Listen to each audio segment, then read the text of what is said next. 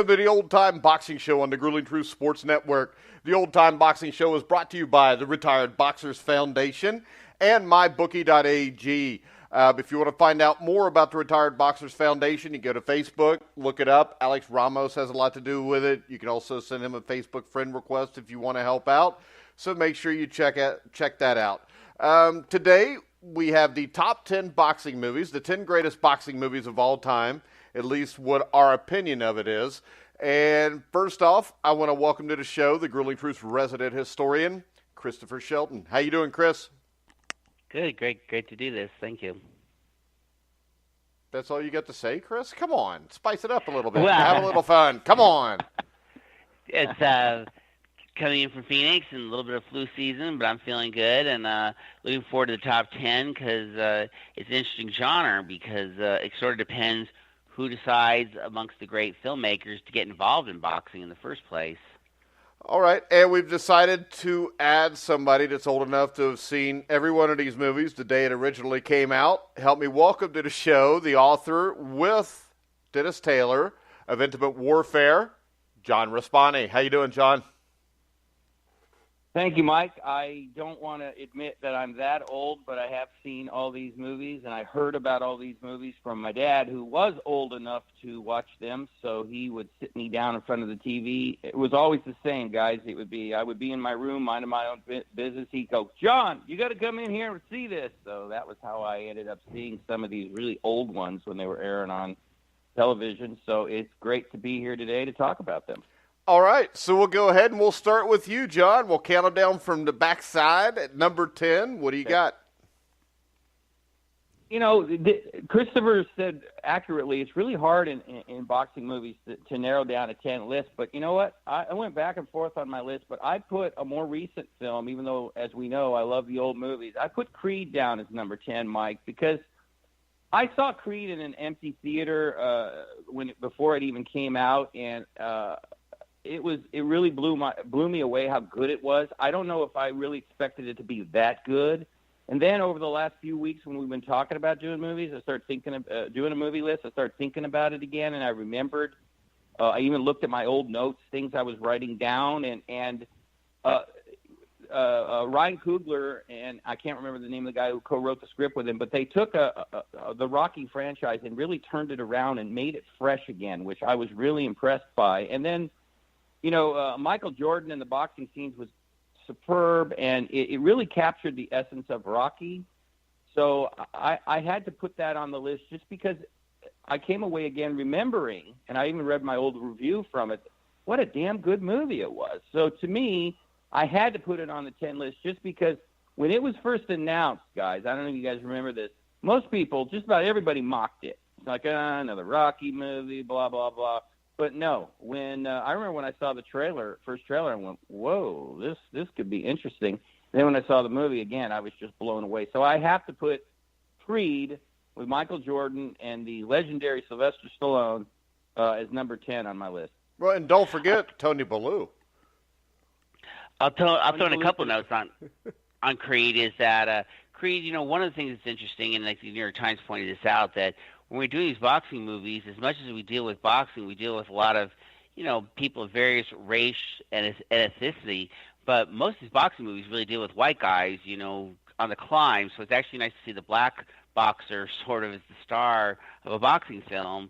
And for Sylvester Stallone, I didn't get to see Creed because it wasn't on Amazon. I couldn't pay for it and stuff. But it was a nice comeback for him. It's on now for free, I think, Chris. I tried to watch it and I couldn't get it in. But anyway, Sylvester Stallone got an Academy Award nomination and it was won nice the Golden to see him sort of come back. Yeah. All right. Actually, I would put Creed higher than 10.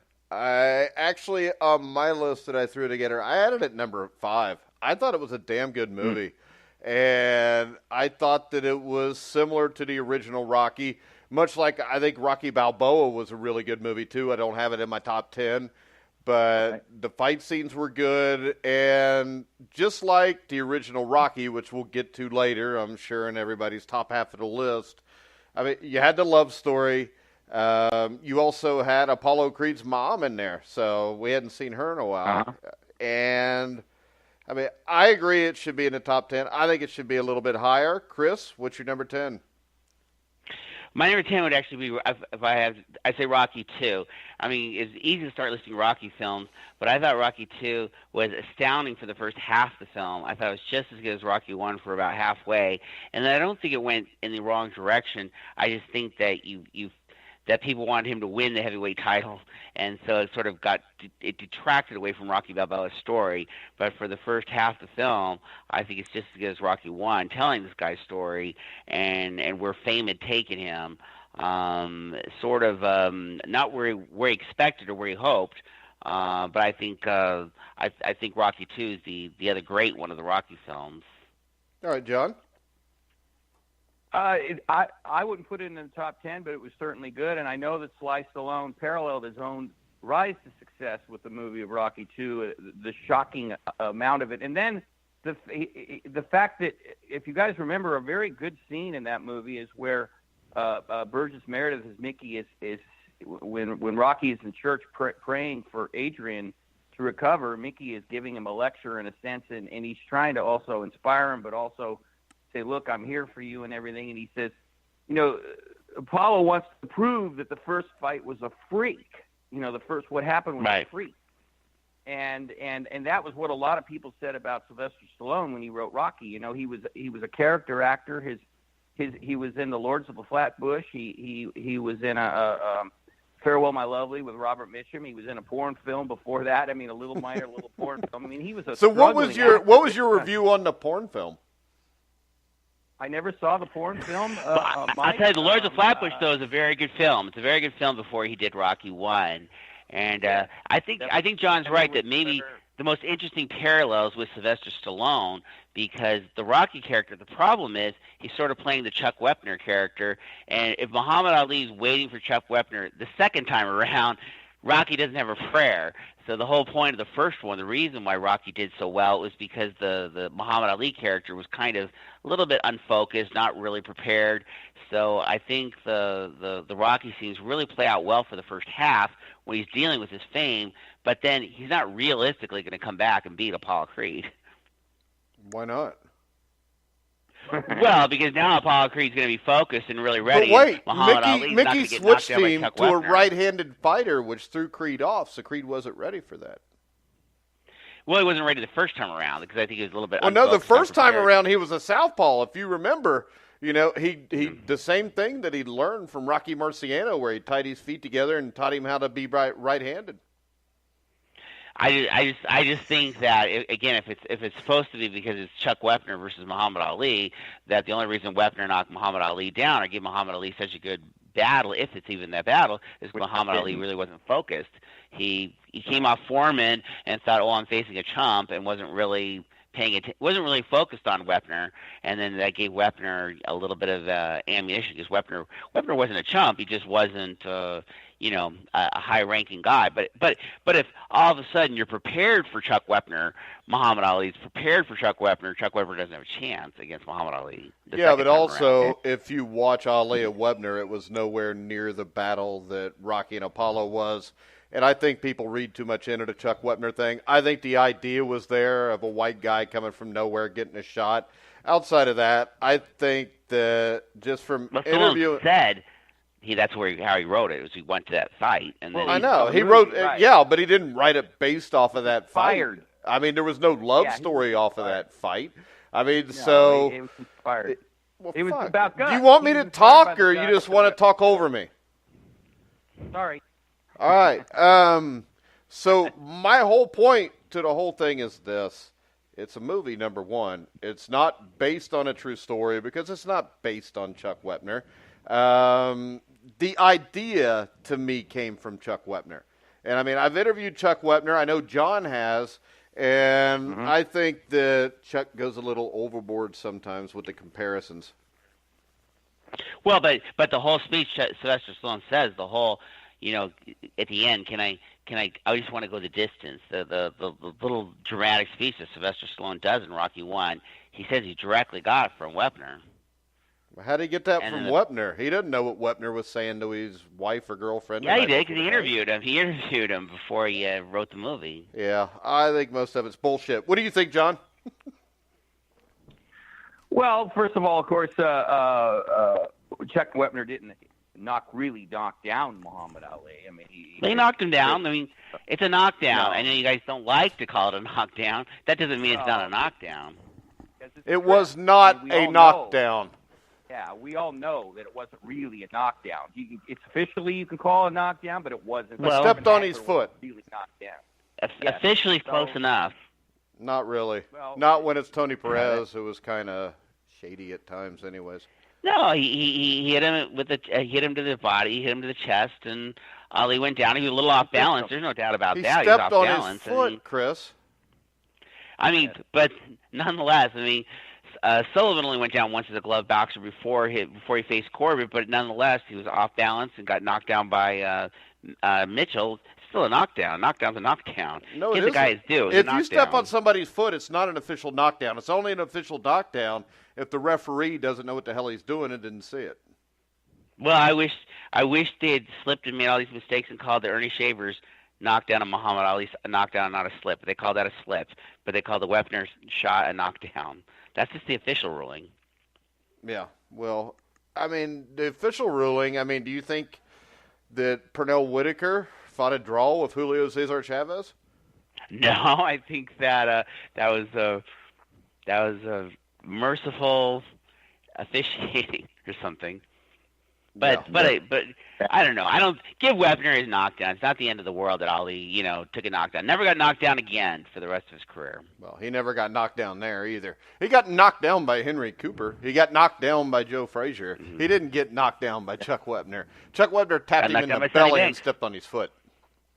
Okay. Well, Sonny Banks, Chuck Wepner, they claim different, but well, that's good for them. All right, my number 10 is Requiem for a Heavyweight, 1956, Rod Serling's breakthrough. Most people, I think, know the better version as a 1962 feature film that starred Anthony Quinn, Jackie Gleason, two great actors. Also, notably, you had Muhammad Ali back when he was known as Cassius Clay as a young boxer, who at the start of the movie defeats, what was his name, Mountain Rivera. Hey, I remembered something. Yeah. And I haven't seen this movie for like a month. Mountain Rivera. Yeah, Mountain Rivera is what I said. So that would be my number 10. Any opinion here? Is it in your list, John? Or Requiem is on my list, Mike. I just saw it again recently, and it's a very good movie. It's a downer movie in a lot of ways, but it's also very poignant, well acted. It was written by Rod Serling, which is, everybody knows for the Twilight Zone, which is pretty trippy, that he went into another genre and wrote Requiem. And I liked it a lot.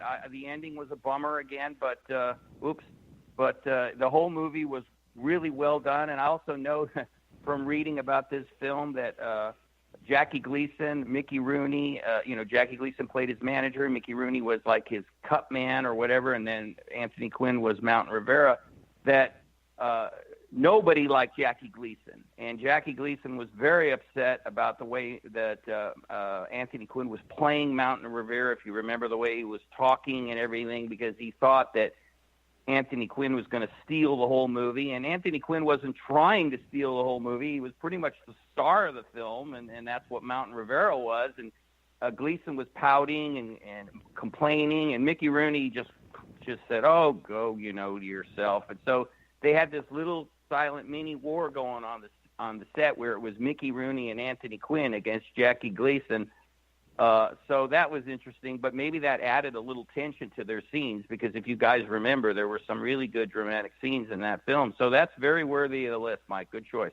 Yeah, it was very well acted. Go ahead, Chris. I have it as high as number 5. But also, just to let the people out there know that this is a 1962 movie, but the 1956 teleplay by Rod Serling was the first person to ever receive 2 Emmys for a telewriter, and it dramatically changed television. CBS said television had 10 years. It was Jack Palance in the original role as Mountain Rivera, Keenan Wynn and Edwin Wynn, and it was very dramatic to play live on television. It's hard to understand that in our world because we didn't get to see it live. We got to watch the movie version. And I thought the movie version, it is fantastic. It is a downer, but it is a very realistic film. Rod Serling was a boxer himself in the Army, and he wrote a great boxing Twilight Zone, the Big Tall Wish, and he loved boxing, and he put it through. He put his heart into this boxer, and I think that's what makes the movie special. It is sad, but he put so much heart and poignancy into this boxer who doesn't have any skills, isn't that intelligent. His career is over. What's he going to do? And that this social worker, this woman who he falls in love with, who really can't love him back, and hopes that somehow he could be a classy kind of guy and get his life together, and then when it all collapses around him because he's betrayed by the Jackie Gleason character, who bets against him, that he just decides to degrade himself in the end. And that's what the film ends with not only does he become a professional wrestler, but he just degrades himself and accepts his degradation as his fate. All right. What's your number 9, Chris? Yeah. My number 9 on the list is, I'm trying to read my list here. Ali film with Will Smith, which I liked. I think it's almost impossible to make a film about Muhammad Ali, but I think Will Smith does a really good job. He's pretty like Muhammad Ali, and Muhammad Ali liked Will Smith as the pick. And John Voight played Howard Cosell, got an Academy Award nomination. And I think if you just never really been interested in boxing or anything like that, it's a nice, quick way to get introduced to Muhammad Ali and hopefully like him. Okay, John, is that on your list at all, or? No. Ali was a pretty good film. I thought it was a little long. I thought Will Smith was fine as Ali. I didn't really. He was too bulky. I kept thinking about the real Muhammad Ali, and that's always hard, Not criticism with Will Smith is that, we're all old enough to remember the real Ali. So we've got this guy in our, so you've got Will Smith, and he's a good actor, and he tried his hardest and all that, and I enjoyed parts of it, but like I said, I thought it went on a little too long. I thought in the middle kind of meandered a little bit, but. All props to Will Smith, who did a good job, but for me, no, it's not in my top 10. Yeah, well, I agree largely with what John says, too, that even though I got on the bottom end of my top 10, that it's very hard to portray Muhammad Ali and what you're going to do with Muhammad Ali. Because you remember Muhammad Ali and anybody playing him. It's just nice that at least Ali sort of acquiesced that Will Smith was the choice, and I thought it was a friendly film if you're not really interested in boxing in general. Yeah, unfortunately I am, so I wasn't impressed with it. I found it boring because I'd seen everything that was on there. I want to see something new. It was kind of like the 1980 Olympic hockey team was one of my favorite moments in sports history, probably my favorite. And I watched the movie Miracle, but it was no big deal to me because I knew all that. And it's really hard to make a movie about somebody who's so out there and you already know almost everything you need to know about him. It's funny, Mike, because I haven't seen that movie, but you're right. I'd have a hard time watching a movie about that real event because I remember the real event. Yeah, it makes it tough. And I do think it was a good movie, so I'm not really knocking the choice, but I wouldn't have it there just because of that. Number 9, John Raspanti. Number 9 for me is Cinderella Man from 2005 with Russell Crowe as James J. Braddock. I enjoyed the film a lot. I also, again, because I tend to like movies that are a little bit tighter and a little shorter, I thought it was a little long in some places, but that didn't take away from the fact that most of the movie was accurate, except, of course, the Max Baer portrayal, which we could discuss if we want to. But, yeah, Russell Crowe as Braddock was really good, and the movie was inspirational in the sense that it showed, again, like I said, pretty accurately what he went through, how he got no respect after he broke his hand, how he was basically couldn't even get a fight, and then he gets his shot at Max Baer. Everybody thinks he's going to get destroyed, and I just thought that the filmmaker Ron Howard did a very good job with the atmosphere. The fight scenes were good. It captured that scene when Bear and Braddock fought, and the earlier fights were good, and then the whole family dynamic was very well done. I thought touching with his kids. One of the best scenes is when he came back after a few years, if you guys remember, and then he was fighting somebody. He was like, you get this one fight, they expect him to get destroyed, and he wins, and he comes home, and the kids are all kind of waiting for him to say, I got lost, but he goes, I won. And it's just kind of a neat moment, a sweet moment. And I've watched that movie numerous times just because I enjoy it, and it made me feel good, and for that I put it in my top 10. I just really enjoyed it. It was a very good movie. Yeah, actually, I've got it a little bit higher than that, so I'll talk about it in a little bit. Chris, is it on your list? It's not on my list, but I agree mostly with what John said, that I think that Ron Howard was faithful to the material. I just think the material was really rough on Max Baer, and so Ron Howard didn't jump away from the book, but the book was rough on Max Baer, and I think that upset me, and that automatically sort of turned me off a little bit on the movie, though the movie itself is well made and well acted and that sort of thing.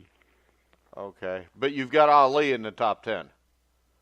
I've got Ali in the top 10, as I said. Ali doesn't piss me off, and that movie pisses me off, not because of Ron Howard or Russell Crowe, but because of the writer in that book and then what they wrote about Max Baer, which treated him like he was some kind of thug, punk, villain, killer, when he wasn't anything like that. But they needed a villain. They needed Darth Vader, and they made him their Darth Vader. Okay. It's still a great movie. I mean, either way, they may have over-portrayed one person in a 2.5-hour movie, but overall, it didn't take away my enjoyment from the movie either. My number 9 is The Fighter. This is a movie that the first time I watched it, John, and I was inspired to watch this again because of Intimate Warfare, the book that you and Dennis Taylor, Ed Mulholland with some great pictures. That book inspired me to watch this movie again, and the first time I watched it, I think I fell asleep halfway through. But I'm getting older, so when I watched it the second time, I realized it's because I'm old as dirt, and I get tired really easy, not that the movie wasn't any good. And the thing, and you can speak to this, John, since you wrote the book about Gotti and Ward, I mean, as Chris just talked about the Cinderella Man and the portrayal of Max Baer, I mean, this is one of the sports movies that I've seen where I would say is probably 80 to 90% accurate. Yes, absolutely, and that was very impressive. And I was okay with the casting. Wahlberg was good as Mickey Ward, and Christian Bale was excellent as Dickie, his brother. So I liked the acting. I liked the movie. I actually pondered putting it on the top 10 myself, Mike, because not just because of that, just because when you make a movie like this that is pretty much an honest portrayal of your family, I mean, it's got to be hard. I know that I read that Mickey Ward wasn't exactly thrilled with the portrayal of his mom and all that and his sisters, but he didn't say it wasn't true. So, for that reason alone, that's very good. And it's just another movie that's enjoyable. The last fight, they build it up to the point where it's like some big world championship fight. And as we know, it was not. Was one of those small minor league titles. But still, you couldn't help but like Mickey Ward, and Wahlberg did a very good job of putting that across. And Mickey Ward is a great guy. So, and he's a good enough actor that you were pulling for him, and his story, because he was put in some really rotten situations by his mom, the manager. So, you liked him, and it's always fun when you like the main guy. You want to pull for him, and the movie did a very good job with that, and it was a very good movie. All right, Chris, did it make your list? It didn't make my list, but I haven't seen it either, so I can't say that it's not worthy of it. Okay, well, you need to see that because it's a lot better than Ali. Number 8, Chris. I have a quirky film on my list, and I think the reason is because I watched a lot of different films. And just to see the Lampoon people that put together Caddyshack and Golf, and it's just kind of creators put something together. I put Here Comes Mr. Jordan, which was the film that Heaven Can Wait sort of redid the film. It's about a boxer that he's trying to become the heavyweight champion, and an angel thinks he's going to die and takes him away before he dies, and he's not really meant to die, and ends up putting him in another body, and he has to go through being a millionaire and then try to retrain that body into becoming a heavyweight champion again. And it's just fun to have a fantasy film involving boxing, and there are boxing scenes at least. When I talked to you, Mike, about the Frederick Murray film, which I was really disappointed. There's no boxing scenes. At least there's some boxing scenes in this film, and it's just a fantasy film about a boxer who's accidentally plucked from life when he wasn't supposed to be, and then has to try to come back in another person's body and become heavyweight champion again, and then remade as heavyweight. Yeah, and I don't have it in my top 10, but I really enjoyed this movie too. I watched it when I was younger. I think, wasn't this the movie with Robert Montgomery and Claude Rains? Yes. Yes. Yeah, Claude Rains and it was I don't know if it was Robert Montgomery, but it was I know what you mean. Okay, but it's a fun film. It's a funny film, and then the people that remade it did a terrific job in being true to it, and they turned it into a football story. But it originally was a boxing story, and it's just wonderful to see all the outline of how this thing was put together. And it's a fun film and a funny film. Well, the interesting thing I see about this movie, Chris, is it was made in 1941 or 42, wasn't it? Yeah. Mm-hmm. And then I think that was kind of the precursor for It's a Wonderful Life, which everybody's seen. Yeah, probably. I mean, I think a lot of films sort of come, as I said, it really stands out in its own way as being a special fantasy type film. And you're right, Billy Wilder could take something like that and move it into different directions. But you don't usually have fantasy type films involving boxing, but it's a wonderful, inspiring. It's a funny film more than anything else. But it's a fantasy film, but it's a fun film. All right, my number 8 is a movie that's really good, I think. It's not really fun, but that would be $1 Million Baby, directed by Clint Eastwood. And now every boxing movie is about how people fight to live the way they want to live, whether it be earning financial independence or conquering inner demons. And I think in the end, this movie was about how to handle a loss with grace and dignity. And it's also, and I think, not to spoil the ending for anybody that hadn't seen it, I think it's more about friendship and loyalty and the lengths to which people are willing to go to honor the wishes of their loved ones. And this is a movie that I actually could have seen going even higher, but it was just kind of a downer, John. Well, I have it higher on my list, Mike. I have it actually at number 5. Well, you don't have to say that much about it right now if you don't want to, then. That's okay. I could say a little bit about it. I liked it. I thought it was very touching, but again, it is a downer. Hilary Swank was very good, and I guess I'll save my rest of my little discussion about it when we get to that number. But I think it's an excellent film and deserved everything that it got. As far as awards and all that, and Clint did an excellent job of directing, and the acting was right on the money. But it was really Hilary Swank that really did a superb job in that film. All right. Well, I put it number 4. I put on number 4, and I won't spoil anything other if we get back to it. Just to say, downer again. Requiem for a Heavyweight's a downer, but I can watch it over and over again. $1 Million Baby was really hard for me to watch the second time because it was so good. But so sad the first time I watched it. I really wasn't sure I was ever going to watch it again, but I did sit through and watch it again, and it is a superb film. And it's nice to have a female boxing film because it's the only female boxing film on my list. And but let's face it, there's only like 3 legitimate female boxers, so they should only get one movie. Oh, you mean? But I put it at number 4. It might be better than number 4, but that's where I put it. All right. John, did we get your number 8 yet? No, you did not. We're about to, then. You sure are. My number 8 is The Harder They Fall from 1956, Humphrey Bogart's last film. And going back to Cinderella Man just for a second, I think perhaps the writer, I don't know, I can't prove this, but perhaps he got that idea about Max Baer from watching The Harder They Fall, because if you guys have seen it, you know that Max Baer is not playing himself in that movie. He's playing the heavyweight champion Buddy Brannon, who's going to fight the fake guy coming up that Humphrey Bogart is the publicist for and is building him up. and he's mad, and he's a mean fighter, and he's all those things that that they used. I think they could have used in the portrayal of Max Baer in Cinderella Man. That's always been my theory.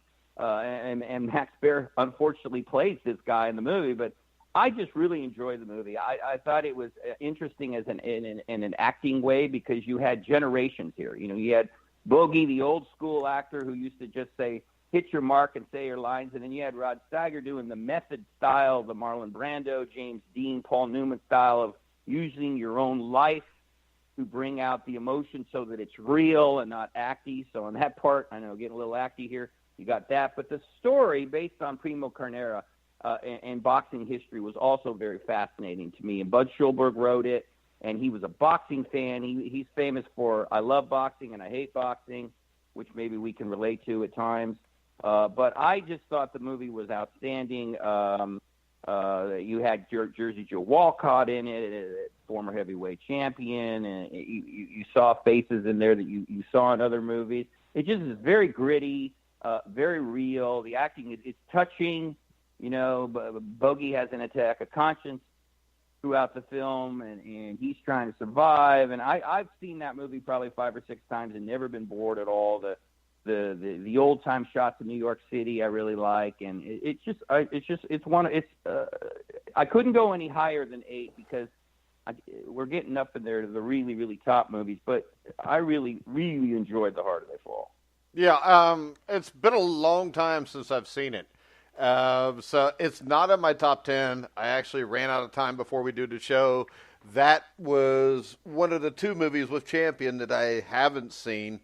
Chris, did it make your list? Got number 5 on my list. And what a wonderful way for Humphrey Bogart to go out. And again, it's another bummer film. You know, boxing films, you know, I think there's something to them that there's a reason that they're sometimes sad and depressing. They're like an allegory to life of you're trying to make it and the odds are against you, and then the odds are going to win and you're going to lose. It's a very depressing film about corruption and the dishonesty in boxing, and quite frankly, that's what we do. You know, every time that something bad happens in boxing, I go, boxing's hit a new low, and I go, it's been hitting a new low for 2,500 years. Boxing keeps hitting a new low, and The Harder They Fall captures the sadness, corruption, and awfulness of boxing. But that's not why we watch boxing. We watch it because we love it, but we don't kid ourselves. The promoters are sleazy, they're dishonest, and the boxers are the ones who wind up with the least, except for dementia and stuff. But Humphrey Bogart, what a way to go out! It's a great film. Just it's sad, but it is boxing. Boxing is sleazy. It is corrupt. That's what we do. Yeah, my number 7 is Cinderella Man, which I know Chris is against. But this is my plug for Cinderella Man. I didn't like the portrayal of Max Baer either.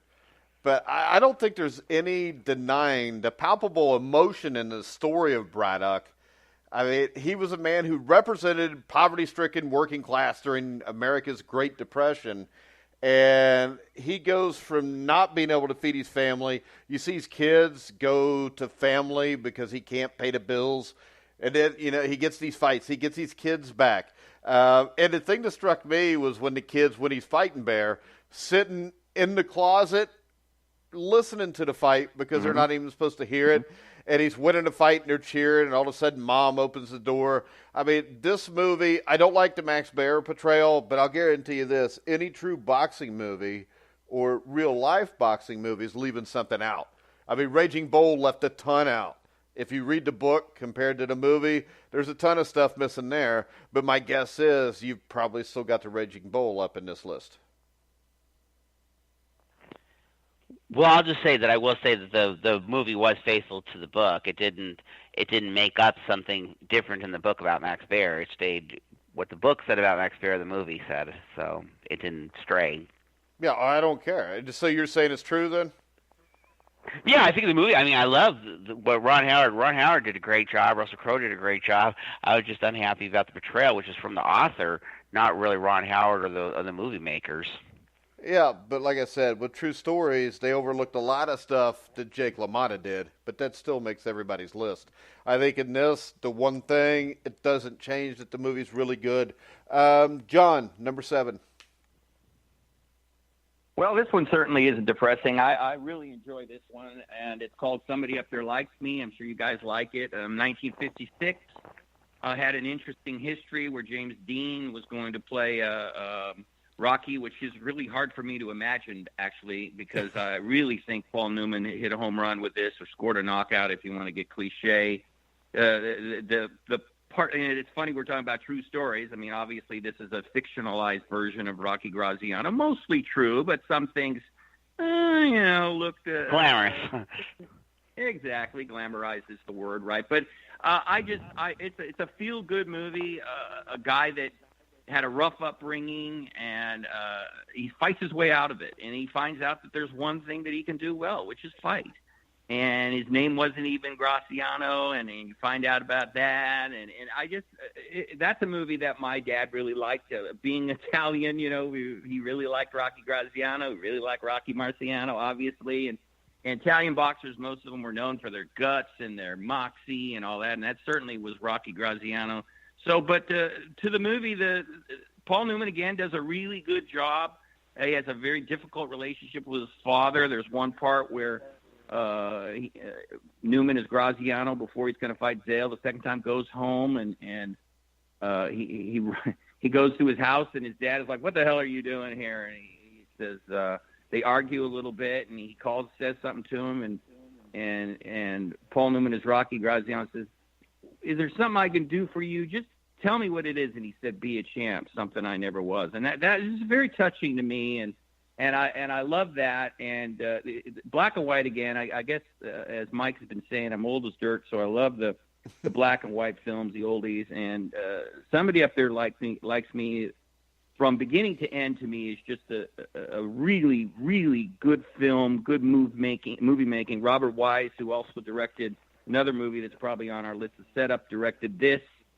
Steve McQueen's got a little small part in it. So it's fun. It's riveting in places, and I really enjoyed the boxing scenes, and so that's why Somebody Up There Likes Me is number 7 on my list. All right, I don't have it on my list, but I actually watched this New Year's Eve. My wife's like, "Why are you watching that old movie?" Because she's even like 8 years younger than me. So, but I see why it's there, because if we had a top 15 list, it would definitely be there. I really enjoyed the movie too, Chris.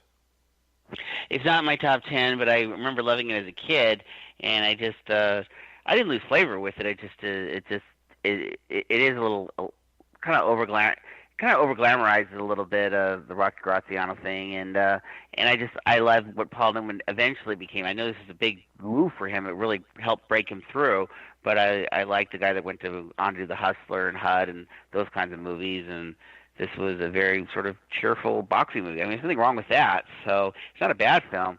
It's just it appealed to me a lot as a young boy, and not so much as an adult. Don't dislike it. It just didn't make my top 10. All right, number 7, Chris. Number 7 would be Hands of Stone, which I don't know. God, Whether people... come on. I got in there. I liked it. I was trying to hate. I thought I can't watch this because I can't watch a real life thing about Roberto Duran. I've followed his career too hard. They cut it up, so it was just really him going into, facing Leonard and a little bit about his young childhood. I really determined myself not to like it going in, and then I watched it twice, so it couldn't have been that bad. I thought it was fun. I thought it was.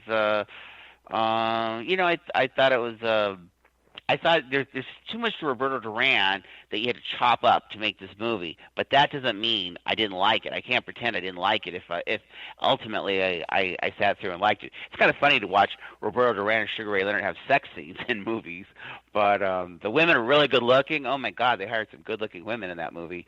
But I liked it. What can I do? I know I'm supposed to hate it, and I liked seeing Robert De Niro play a rare cell. I liked it. What can I do?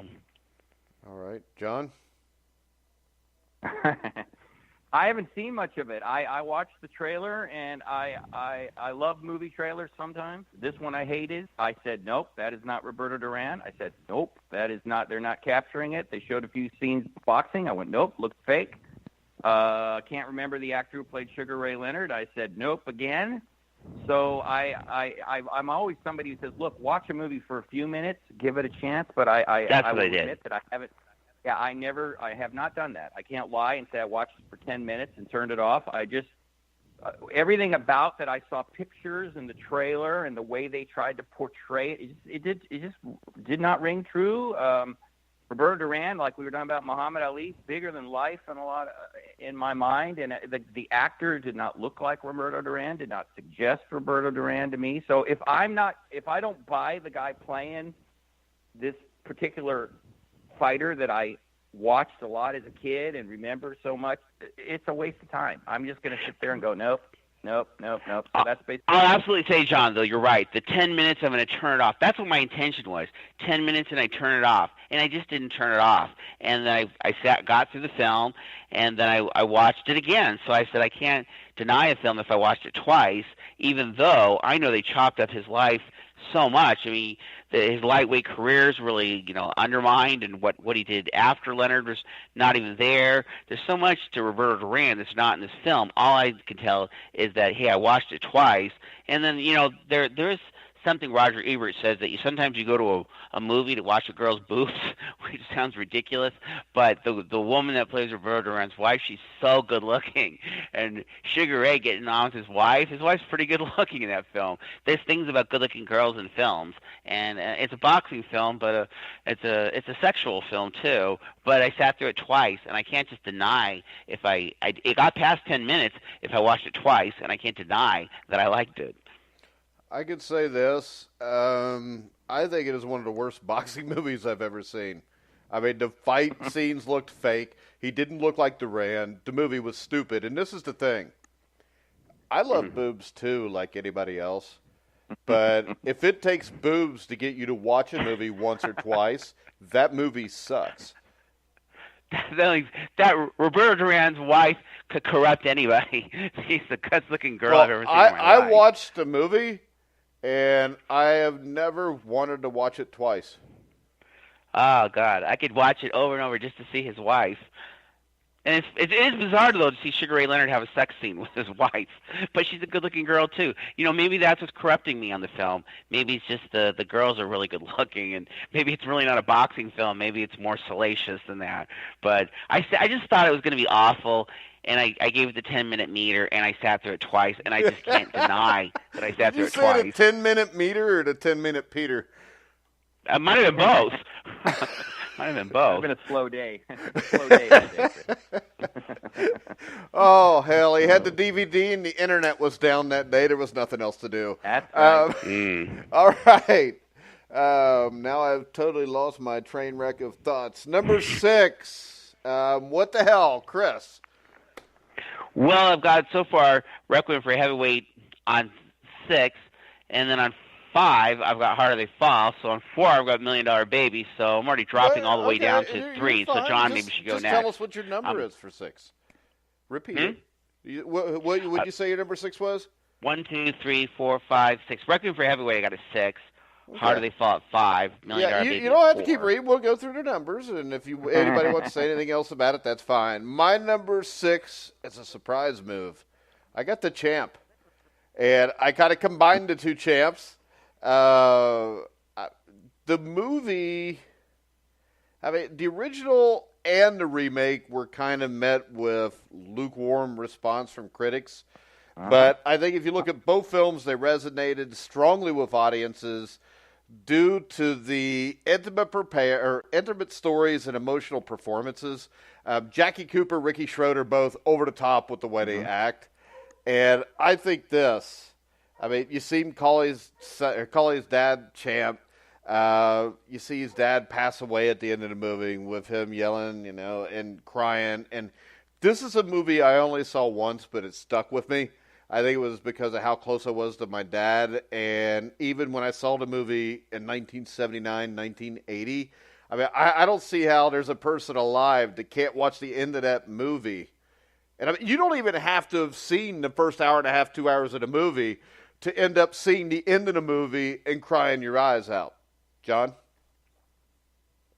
Yeah, I saw both movies, Mike. It's not on my list, but I certainly understand what you're saying. Both are good. I thought I was really impressed with John Voight. You know, he didn't look ridiculous in the ring like the guy who played Roberto Duran that I saw the scenes from. He didn't look like a top-notch fighter, but he didn't embarrass himself. So I thought that was good. And Wallace Berry played him in the original, and he did a good job too. It's a hard movie, and it's over the top, like you said, maybe a little cheesy in places, but it's an emotional film, and I've only seen both movies once because same thing. The ending is hard.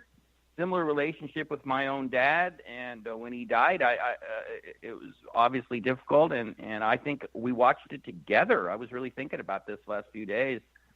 I think we watched the Ricky Schroeder version together one night at my house. So difficult in there. I haven't seen either movie since, but I can remember it and remember them. And good movies, but just not good enough for me to make the list. All right, Chris. I didn't see the champ, so I didn't really think about it. You know, I'm running through boxing movies in my head and stuff, and then only when you mentioned it, I go, oh, yeah, I remember that movie. I would have watched it for our thing. I don't know if it would have made my list or not, but I always wanted to see it, you know, the Mickey Rooney, Ricky Schroeder film. I remember it now that you mentioned it, but it didn't cross my mind as I was going through boxing films. But Hands of Stone did. I guess it would have been. Roberto Duran's wife. If Faye Dunaway would have taken her shirt off, he'd have ranked it in the top 4. No, I don't know about Faye Dunaway, but Roberto Duran's wife. Oh, she was hot in 1979. All right. Yeah, no, Faye Dunaway. Yeah. Anyway, I didn't see the film, but I remember. Now that you mention it, I'll probably see it too late for us. But yeah, I kind of forgot about that film, but I do remember it now that you mention it. Well, unless you can watch it in the next 20 minutes, it's going to be too late for us. John? Yep. What's your number 6?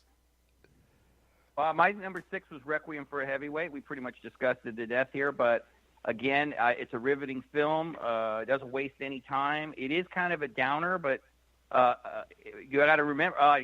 Dang it, I can't say the end just because. But I'll say this: what Mountain Rivera does at the end is very noble for a particular person, and I thought that was really cool. Even though you are sad for what he's doing, you admire his. At least I did. You admire his integrity, his loyalty, even though the particular person does not have either in the film. But it's an outstanding film all the way, Mike. All right. It's my number 5. I was going to say it's my number 5, though. I will say, though, because we're using the word downer a lot, it's also a sweet film. It's really a very sweet film of Rod Serling capturing this boxer's heart and writing about this boxer's heart and the social worker that cares about him. It's a very sweet love, not an in-love story, but a love story about caring about people. It's a very sweet film. It's just, unfortunately, it is a little bit, it's sad. And one of the wonderful things is to see, is because it's captured so well by the director, is to see Muhammad Ali in 1962 with his hand speed, which opens the film. And it's wonderful to see Muhammad Ali throwing these really fast punches and captured really well by a director in the early shots. All right. Also Jack Dempsey. Yeah. I'm sorry, Mike. Also, Good. Jack Dempsey is in it, which is really cool to see. And Willie Pep is in it, and other guys in the bar. I mean, that was cool. All right. My number 5 is Creed, which we've already talked about. John, 5? Well, we talked about this film, too. My number 5 is $1 Million Baby. And what we didn't mention is that $1 Million Baby was written by an actual trainer. So some of the insider stuff that he brought to his story was really outstanding. And also there's one line. There's a lot of great moments. I'm going to make this short in $1 Million Baby, but I remember when Morgan Freeman is doing the voiceover, and it's just really, really good. And she's running, and he says something like, I'm paraphrasing badly here, something about boxers have a dream that only they can believe in. And that's really true. I've always thought that was very deep in a sense because, you know, when you start, boxing is an individual sport. So when you start, they maybe have one other person, but mostly you better believe in yourself or you're never going to get anywhere. And I just thought that was just really deep and touching to what a boxer goes through to reach a certain level in the sport, and I just love that. It's, number 5, outstanding film. All right, number 4, Chris? Well, I have a number $4 million baby, and I'll just add to it that, first of all, any Clint Eastwood, John Wayne film I can sit through. They're just, I love them all, and this is just one more. But this is very special on an artistic level, and Hilary Swank really sells this female character. You really believe she's not necessarily even trying to become champion. She's trying to become the best person she could be as an athlete. And I do have, a niece or two that are athletes, and they're really into female sports. And I think they'd be really proud watching Hilary Swank define them of, I want to be in the best condition. I'm tough. I'm not trying to be a man. I'm still a woman. But I work out. I work hard. I don't get the same respect as a guy. And I think $1 Million Baby, Hilary Swank really deserved her Oscar win. Yeah, I really did like the movie, and I like most Clint Eastwood movies. There are a few bad ones out there, though. Mm-hmm. They're still better than most of the movies out there. A bad Clint Eastwood or a bad John Wayne film is still better than most films. Yeah, I'm not big on John Wayne being a great actor. John, number 4. Number 4 to me is Raging Bull. Hey, me too. We can talk about it together. Okay. 1980, I actually went to the theater with my dad and mom and wife to see this. 1980. I think it's a very good film. It's another downer film in a lot of ways, except for the ending. There's a particular part that maybe makes you think, well, maybe he's finally learned something about the way he is. I'm talking about Jake LaMotta. I thought De Niro was great.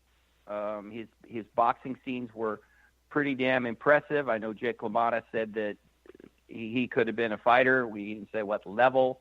The movie had scenes that I thought were just really good.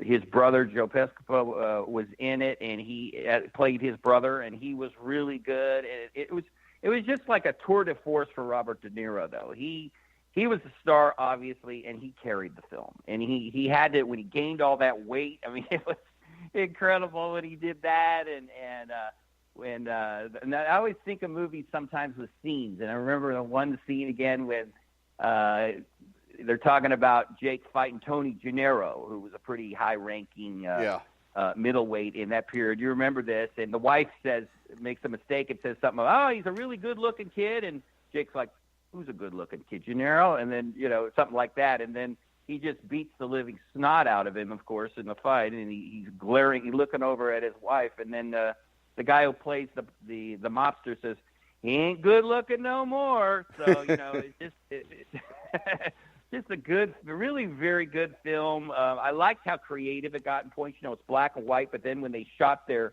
whole movies, that was in color. So as a filmmaker thing, it was pretty cool. But just a very good film, and De Niro, one of the best performances I think I've ever seen in the movies by Robert De Niro. Yeah, and see, my thing is this.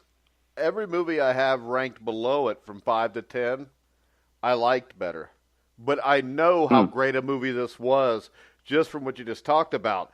But LaMotta, I mean, it's hard to really enjoy a movie when the main character is such an asshole. And to see the way he treated his wife, the way he treated the people around him. I mean, I know it was a great movie. It was dark. But I don't know. I just never really got into the character enough to really love the movie.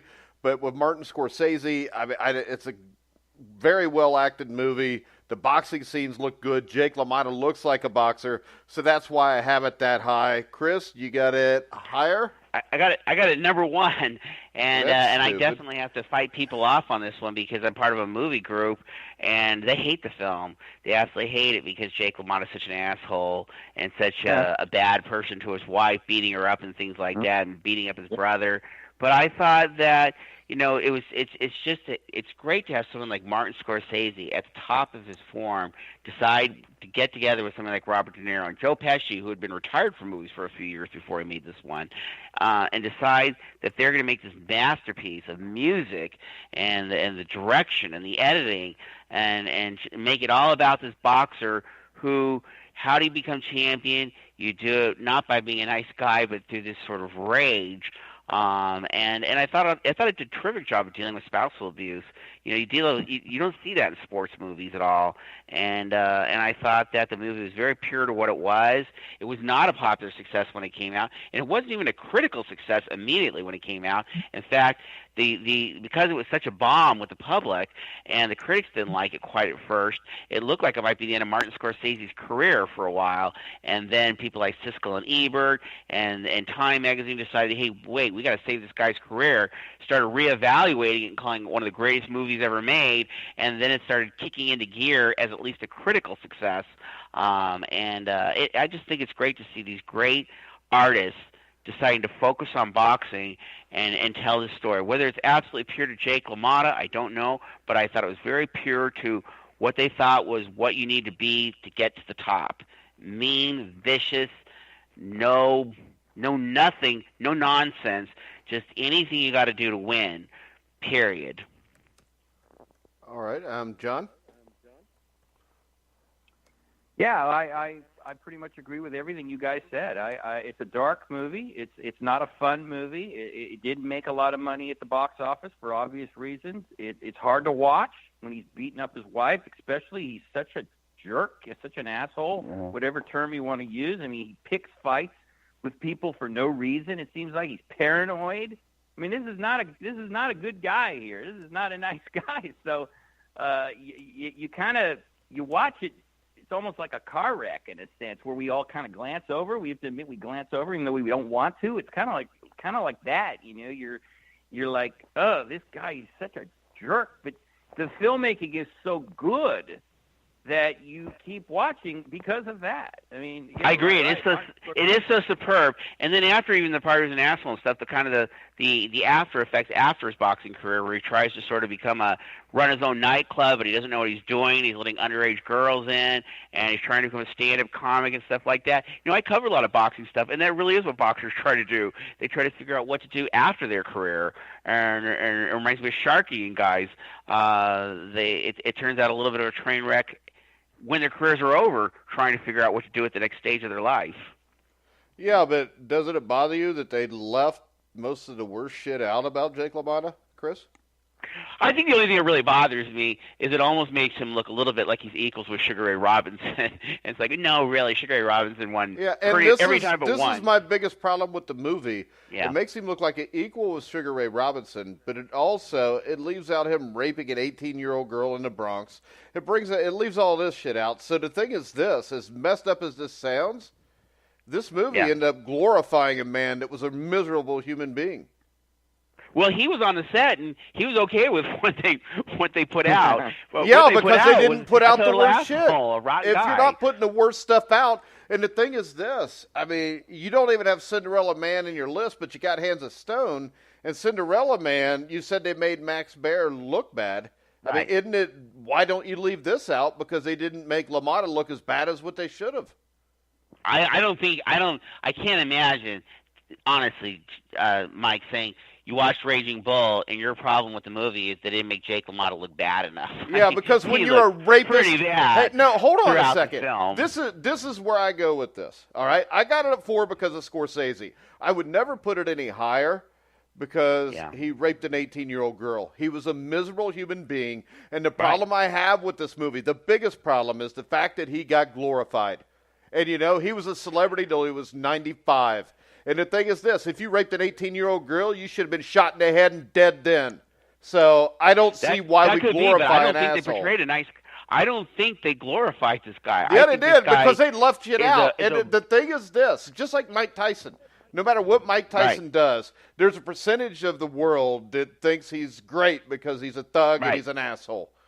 And if Mike's listening, I'm just saying this for dramatic purposes. I still want to have you on the show.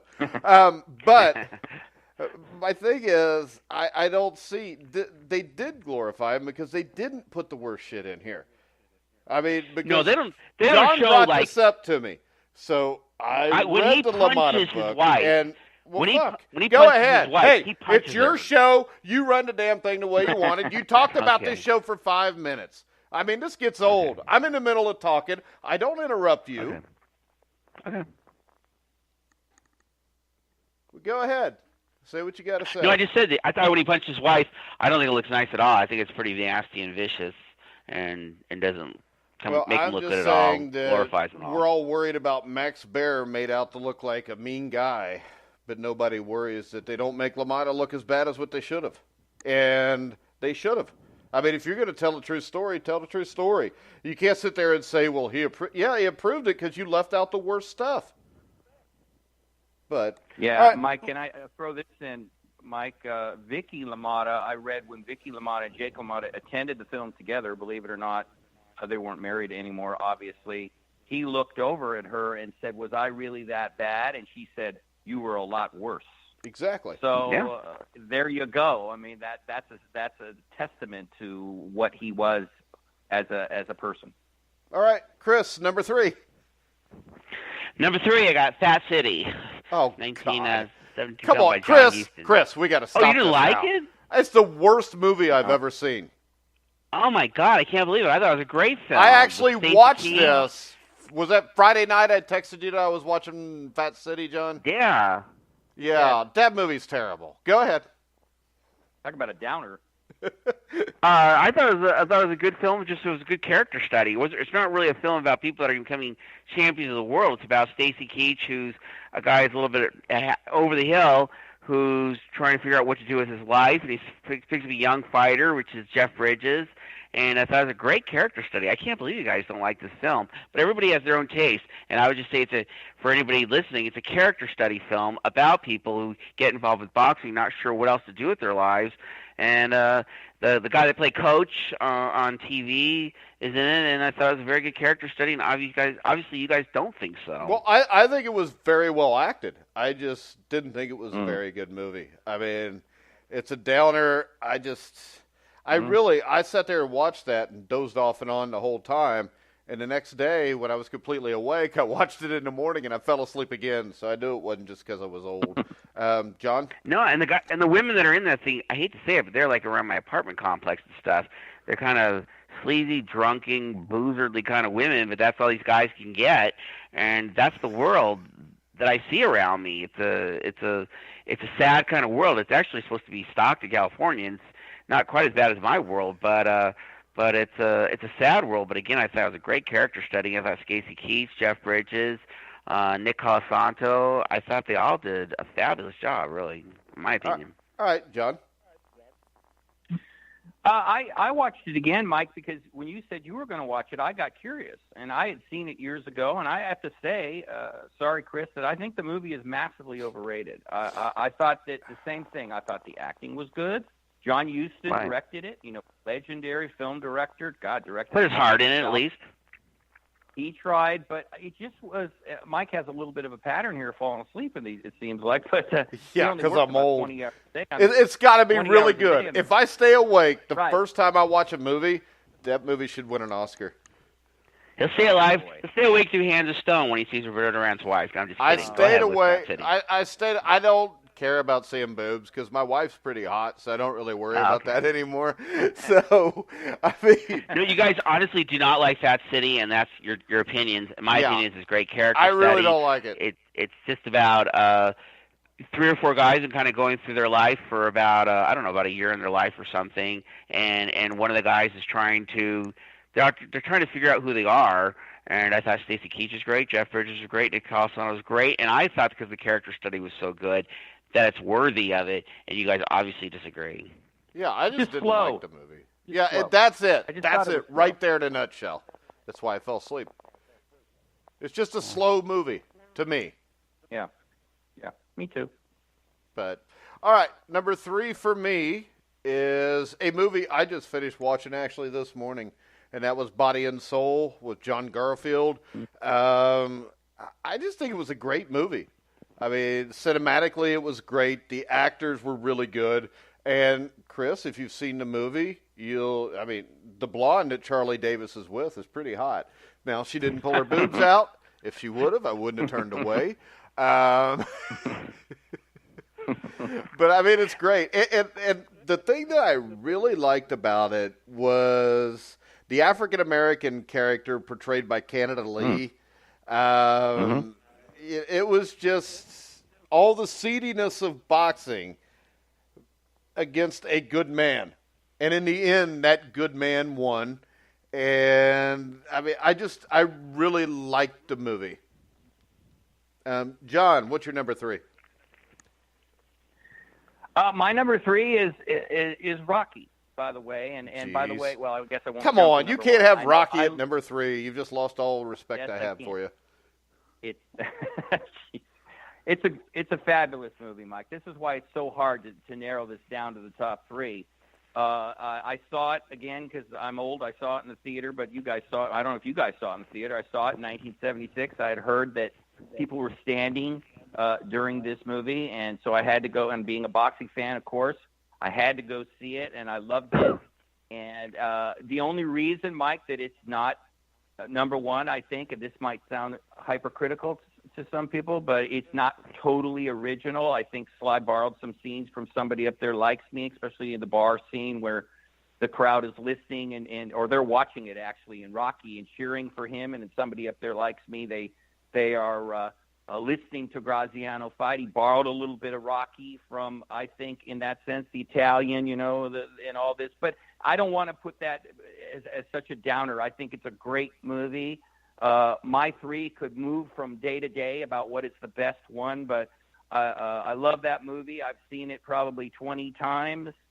I never get tired of it. So again, it's really hard to have it. It almost feels like I get your meaning. It kind of feels like it's lower than it should be, but it could change day to day. But Rocky's a great film. This is my thing about Rocky before we get to Chris's. There's no other film that I could think of that made a sport overnight 100% more popular than what it was before it came out. And once again, you've got a love story. You've got the guy who's got nothing, who's living in a one-bedroom apartment by himself. He meets the love of his life. He's just a leg breaker. And, I mean, I don't see how you can top that. I mean, it's a movie to this day that when I turn it on, half the time during the movie, I've got goosebumps. And it may sound stupid, but to me, I mean, it's the best movie I've seen. And to tell you the truth, if you or Chris would have come on here and just listed the 6 Rocky movies and Creed as your top 7, I wouldn't have said a word. Chris, we got at number 3. I've got Fat City at number 3. I got Rocky at number 2. Number 2. Would have been. You're damn near as crazy as John. It is absolutely in between. No, it's just because I thought the 2 films that really stood out, and they came out within 4 years of each other, was Raging Bull and Rocky. It's just sort of how you compare each other. And Rocky, I know what John's saying. It feels like we're demeaning the film by not putting it number 1. It is a great film. There's nothing to put down the film. I'll even give it higher praise that on Netflix over the weekend they had on the Godfather trilogy. And I'm thinking, geez, this is 72 and 74. It's all about Italians who go to weddings, eat great food, then murder each other. And here's Rocky coming out in 76, and this is an Italian-American, but he's not a guy from Italy. He's a guy from Philadelphia. He's an American. And I even love it more thinking about that he portrayed a slice of life of America. He portrayed Philadelphia. This is a wonderful film. I hate not listing it at number 1, and maybe it is number 1. It's a very special film. It makes people excited. People run up and down those Philadelphia Art Museum steps, and it transcends boxing. And Sylvester Stallone hit a grand slam out of the park with that film. The thing that stood out to me in that movie, John and Chris, was this. You remember when he's standing in front of the mirror? And there's a picture of him when he was younger. And I don't think there's anybody living that in that situation when they see a picture of their young self and they look at a mirror and see a 40 or 50-year-old self, that doesn't matter, or that doesn't wonder what the hell happened, no matter how things turned out for him, and how maybe if I'd have done this thing different, everything would have worked out all right. Yeah. I'll also say this, and I'll let John throw in his 2 cents on it with Rocky, that I think it's something what happens with the sequels, which makes them disappointing, is it's the best performance of Talia Shire as Adrian. It's the best picture of Polly. It really captures these people who become a little bit more cartoonish as each movie goes along, but they're really portrayed as people. It's not just Rocky's story, it's a supporting story, and Philadelphia is a supporting character, and I think some of that is lost as it went from 2 to 3 to 4. Each time it seemed to lose a little bit from that first film.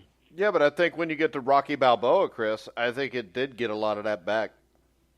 I think it certainly tried. Because I thought Rocky Balboa was a really good movie. I went to the theater the day it opened, just like I did every Rocky movie that ever came out, and I wasn't expecting much, but I actually was blown away by the way he pulled that movie off. I just thought it was unrealistic that this, guy's 60 years old is going to give this young guy He wasn't 60 years old. He was 50. Oh, well, I liked the film though. I didn't dislike it. I just think Rocky 1 was spectacular, and I thought Rocky 2 is just as spectacular. Chris, look at it like this. A movie anytime after 1970 about a white American winning a heavyweight championship is pretty much unrealistic. Well, it hasn't happened since Rocky Marciano, right? Well, Johansson. Oh, yeah, but he's Swedish. It doesn't count. Okay. I'm saying somebody from the United States that is white has not been a heavyweight champion since 1950, what was that, 56? Yes, it's The Rock. Yeah. It's The Rock. And, and as I said, the one thing I really appreciate after watching these Godfather movies, which I enjoyed, which really made Italian Americans look like they're really from Italy. They're not Americans. That Rocky made it clear. I am not from Italy. I am an American. I am from Philadelphia, and I think that was a good time for that film to come out right after those Godfather films. All right. Okay, let me say something about this. Go ahead. Can I say something about this? Go ahead. Since I'm the Italian. Oh, Mike's Italian too. I'm part Italian. I'm more German, but I'm part Italian. Okay, well, I'm half Italian, so I remember when the movie came out, both of those movies, and really most Italians were not insulted by The Godfather because, hell, let's be honest, the mob. Oh, a great film. The mob is involved. Well, in the fact that the mafia is involved with Italians, and so how are you going to be insulted by a fact? I mean, let's get real here. And of course, it's not that it's insulted. It was just I was saying it was a different.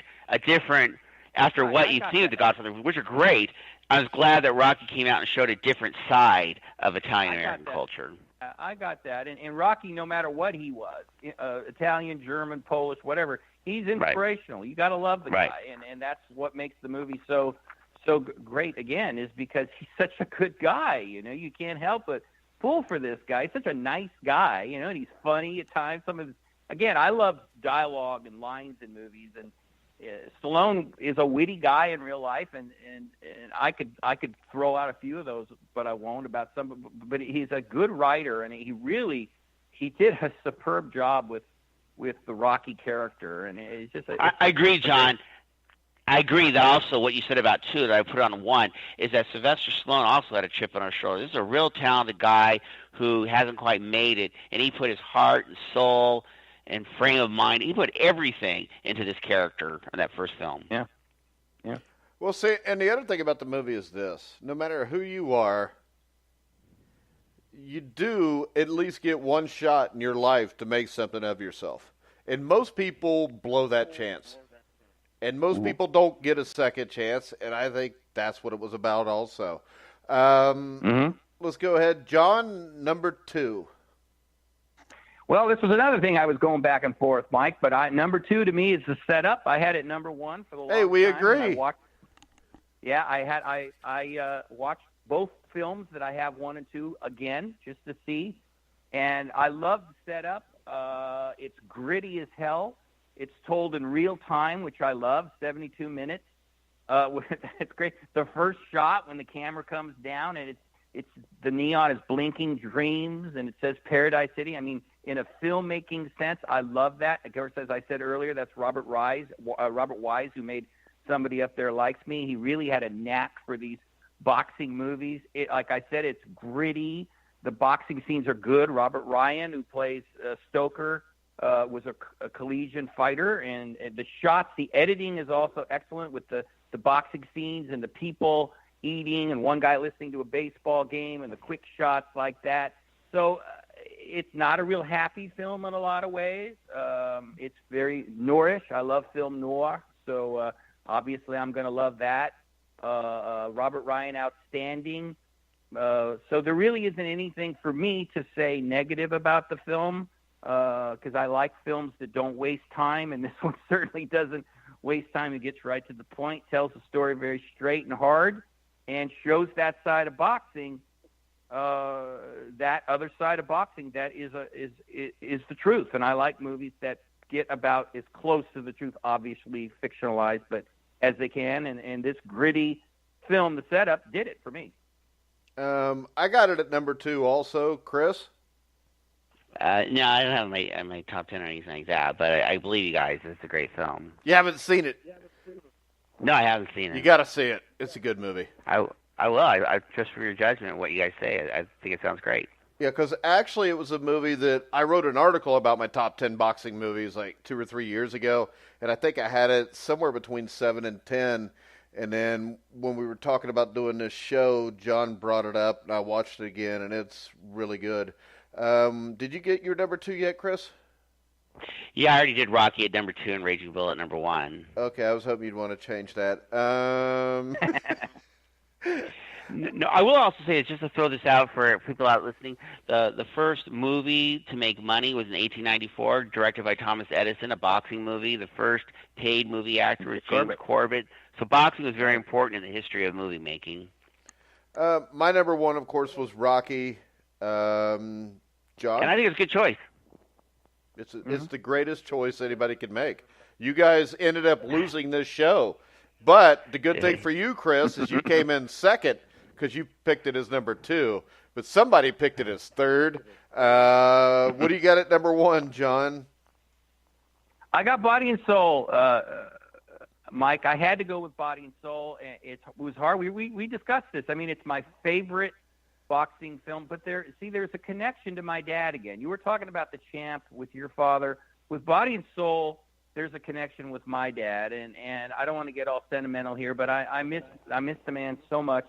We would talk about boxing. He loved sports like me and like you and your dad, I know, and it's hard. I get kind of emotional about it because I miss him so much. He loved Body and Soul, and I love John Garfield is my favorite actor. So, but I had to look at it as a film, and so when I watched the setup and Body and Soul, my biggest take on it, Mike, is it's like the grandfather in a sense of the boxing movies. It set the tone for a lot of boxing movies. So for that, I mean, this poor kid, he's got nothing going on. It's the depression. The only thing he can do good is fight. And they did something in that movie that they hadn't done, where the character had some flaws. You know, he wanted the money, and sometimes he wasn't the nicest guy. He certainly wasn't like Jake LaMotta, but he did some things that. Yeah, his friends were trying to steer him in the right direction. He's like, no, it's more money. It was all about money for a while with him. But you made a very good point about Canada Lee, who was actually a real-life boxer before he became an actor. He is the conscience of the film. The close-up, if you remember, Mike, where they show him when he asks Charlie a question, Charlie portrayed by John Garfield, and you could see it in his face about what's going on. And again, as I said earlier, the key to a movie like this is the leading man. If the leading man, John Garfield, if he isn't believable in the part, then you're going to just roll your eyes and go, nope. But he is riveting. This was supposed to be a movie about Barney Ross when they started, but Ross and John Garfield and his production company could not come to any agreement on that, so Abraham Polanski came in and changed it based a little bit on Barney Ross because his father had actually been killed, similar to the way they showed Charlie Davis, John Garfield's character killed in Body and Soul. So it's just, to me, all those things that I stated. So it might not be the most level-headed pick in the sense as a film, but for me, since this is my view, it's the greatest experience that I had is for a movie with depth and a riveting portrayal. The last fight scene is outstanding when the announcer leans forward and says, "I've never seen anything like this before," and the crowd gets really quiet. It's dramatic. And then the last line that Garfield states, again, I love lines. "What are you going to do? Kill me? Everybody dies." Great stuff. So it's a classic. It's film noir again. John Garfield. It's my daddy. So it's got to be number one. I love that, John. I thought it was beautiful. Yeah, that was. I mean, it's a damn good movie. That's why I had it in my top 3. I think the only crazy pick here today was Fat City, because I really hate that movie. Well, I thought it was a great movie, but I wanted to say this with John. I thought what John said was really beautiful, and I can say because I didn't have that many experiences with my dad. I did see Rocky III with him, and it was fun watching with my dad. So sometimes a boxing movie can be special because of the person you're hanging out with when you're watching it. Yeah, but it is a good movie. Now, of course, the thing that's really stands out here for anybody listening is why wasn't this movie brought up? And, of course, I think that the elephant in the room here has to be 1979 with Elliot Gould, Matilda, the boxing kangaroo. I think that's a movie. Main event with Robert. It's a movie that deserves its own pantheon. It's not even in the same realm of these movies. Did you ever see it, Chris? I didn't see that. The Main Event, great poster, terrible movie. Oh, but you got to see Matilda, the boxing kangaroo. Because if you watch Matilda, the boxing kangaroo, if you watch it twice in a row, you'll wonder why Barbra Streisand did not win an Academy Award for the Main Event. That's how bad Matilda, the boxing kangaroo is. I saw Woody Allen box a kangaroo once, so... This is what you got to do. You go to YouTube. I can't find this movie anywhere. If anybody out there has this movie, please let me know, because I've got to see this movie again. But if you go on YouTube, you can actually find the trailer for Matilda the Boxing Kangaroo. If you see the 1.5-minute trailer, all questions you have will be answered. Okay. I'm going to look it up for sure. I remember the film. I did see it, and what I remembered when I was thinking about this was I really like Robert Mitchum. Again, that's film noir again, and when the younger Mitchum was really good, and I loved him in Farewell My Lovely. We played Philip Marlowe, but Mitchum is in this film, and I almost get the impression watching him walk through the part like he's like, "Are you kidding me that I'm in this?" Obviously I'm bored. I mean, the scary thing is I loved boxing movies, and I begged my mom and dad to take me on the first Saturday or Sunday it was on at the movies. And I think I might have enjoyed it, but I was only 10 years old. Yeah, well, what did you know? You were 10. We'll give you a pass on that. Yeah, I used to like looking at the Sears catalog just for the bras when I was 10, because, there was women wearing them. Well, I'll look it up for sure. What, the Sears calendar with the women wearing bras? The boxing kangaroo with Robert Mitchum in it. You have to. It's amazing. It's really, it's something that is so bad that if you start watching it, you can't stop. But you didn't mention the O.J. Simpson boxing movie, Goldie Mike, and the Boxer. Yeah. See, he loves that movie. I don't remember that movie. I remember watching it. I think it was on after Super Bowl 15 in 1981, January of 81. I think the channel got changed pretty quick, Mike. Huh? I think the channel got changed pretty quickly when they saw that was coming on. No, I watched it all because it was a boxing movie. I've seen 99% of all boxing movies ever made. I have not seen the Fred McMurray one, though, Chris. That was one. Good one to skip. Nope. Good one to skip. Yeah. I sat through it. Good one to skip. All right. I remember Great White Hype, too. I actually enjoyed that movie. Oh, yeah. That might have been a thought for the top 10. I won't go into why my little problems with it, but it is a good film. I just it's it's so racial and just focusing on one side of Jack Johnson's personality. But it is a good film. No, I'm talking about the Great White Hype. Oh, I thought the Great White Hope. Okay. The Great White Hype I thought was an all right movie. I actually, when I watched it when I was younger, I didn't like it that much. I watched it probably about a year ago, though, and I did like it more than what I did before. But like you said, I don't think the portrayal was that great. And why can't you use the guy's real name? Yeah, Jack Jefferson, right. So they call him Jack Jefferson.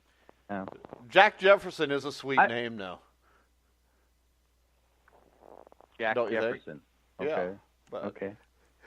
How about Hard Times, guys? You guys seen Hard Times? I've seen Hard Times, but that was a while I remember back. that. Yeah.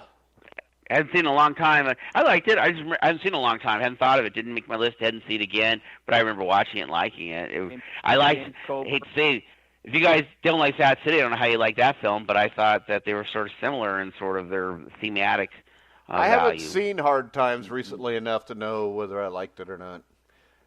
No, I don't agree, Chris, there. I think Hard Times is different. I mean, I know what you're meaning about the Depression. It takes place in the Depression, but I don't think it was as, for me at least, Fat City just had so many slow parts in it that I was like, I almost imitated Mike, fell asleep a few times, because it was like, okay, come on, I got it. I got this. Let's move on here, But it's only an hour and a half, guys. Stay awake. Yeah, I like Charles Bronson, so I liked Hard Times. I thought it was a good film. It's believable. Yeah, it's believable. All right, guys, we're going to go ahead and wrap this up. I guess we're done this week, Chris. What are you looking at? What do we want to have as our topic next week? I don't know, maybe Sonny Liston or something like that. Sonny Liston bores me.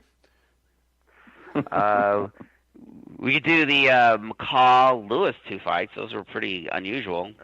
That bores me, too. Come on, Chris. All right, well, we'll think about it. Come on, Chris. Better ideas.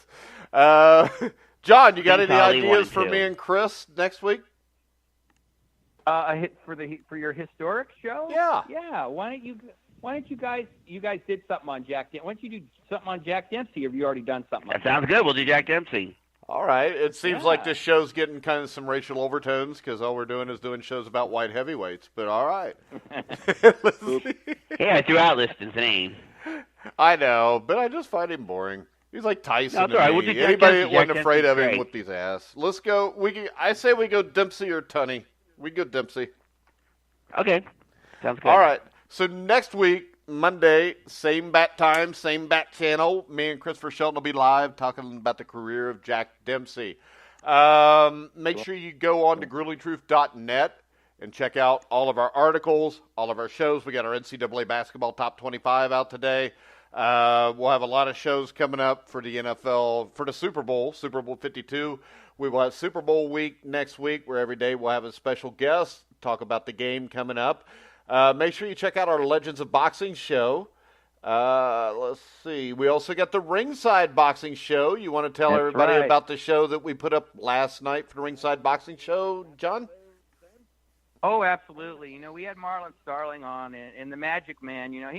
I think a lot of people have forgotten about him, but he certainly reminds you about while he's talking about what he was in the 1980s and how good he was. I think he was massively underrated.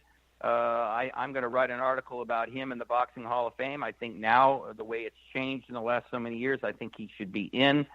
He was definitely a very good fighter. Not a great fighter, but a very good fighter. And his stories, talking about the promoters he dealt with, the guys we know, Don King, Bob Arum, Cedric Kushner, these kind of guys, the corruption, the lying, the backstabbing. He really tells the story in a very good way, but he's got a sense of humor about it. And so it's really an outstanding interview that Dennis and I did. And then, we do our little wrap up, but really it's all about Marlon, and he just does a great job. And he's a great guy. All right, and also you can check out all of Christopher Shelton's articles on thegruelingtruth.net. Also, you can follow us on The Grueling Truth, at Grueling Truth on Twitter. Also, check out our Facebook page. Make sure you go like that.